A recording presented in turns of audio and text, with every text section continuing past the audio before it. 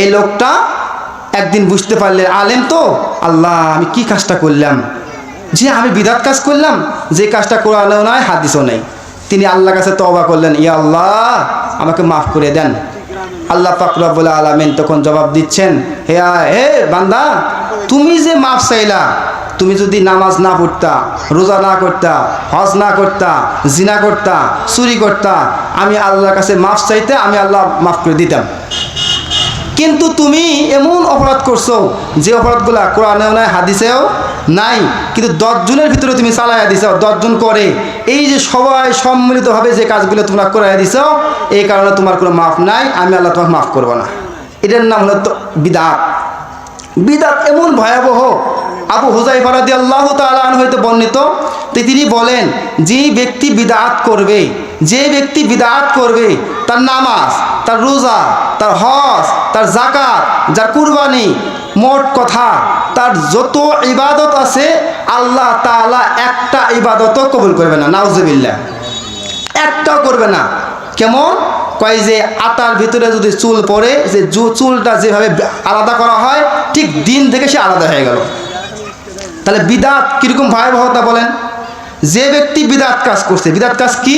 যেটা কোরআনেও নাই হাদিসও নাই, দেখতে কি সুন্দর, খারাপ না, খারাপ হলে তো হারাম। যেমন যাত্রা হয়, যাত্রা কেউ যারা গান শুনে, যাত্রা শুনে, এরা কি বলে যে যাত্রা শুনলে সব হবে, এরকম বলে?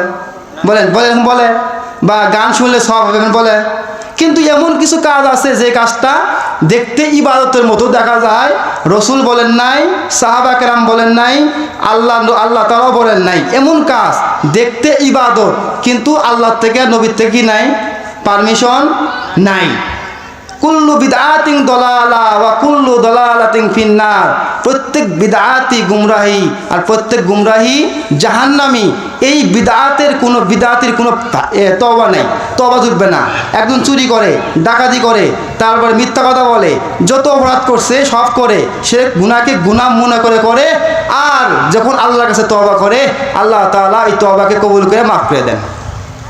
কিন্তু বান্দা যদি এমন কাজ করছে যে কাজের বিনিময়ে যেটা সব নাই, কিয়ামতের ময়দানে ইন্না আতাইনাকাল কাউসার, এই 6 পারি না আমরা? সূরা নাজিলের প্রেক্ষাপট আছে, ইন্না আতাইনাকাল কাউসার, আল্লাহ তাআলা কাউসার দান করছেন কাকে? রসুলকে। কাউসার কি? কাউসার হলো কিয়ামতের ময়দানে একটা হাউজে কাউসার, একটা পানির কূপ, যেখান থেকে এক ঢোক পেয়ালা পানি কেউ যদি খায়, আর ওই যে মানে কিয়ামতের ময়দানে তার আর কি হবে না, পানি পিপাসা লাগবে না।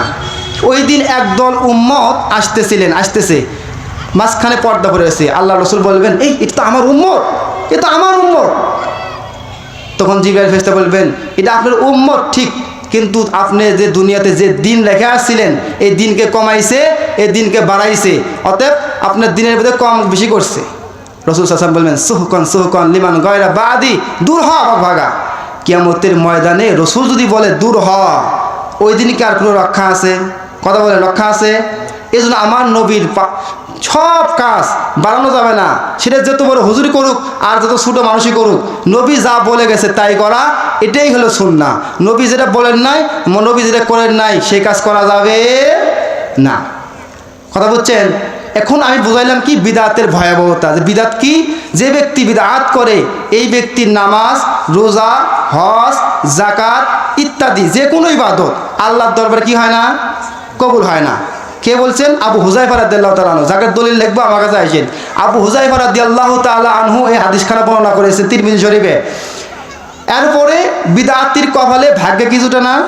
তওবা জোটে না। কেন? আল্লাহ তাআলা তওবা কবুল করবে না। যে ব্যক্তি বিদআত করবে, সে যত বড় হুজুর হোক, একে সালাম দেওয়াও যাবে না। কেন?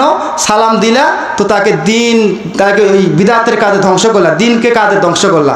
একটা ফল আছে, আপনারা চেনেন, মাওয়া ফল নাকি কোন মাকাল ফল, কি বলেন আপনারা? মাকাল ফল না মাওয়া ফল? দেখতে বলে খুব সুন্দর, ভিতরে কি? বরকির নাদা, এরকম না? দেখতে সুন্দর, ভিতরে কি? বরকির নাদা।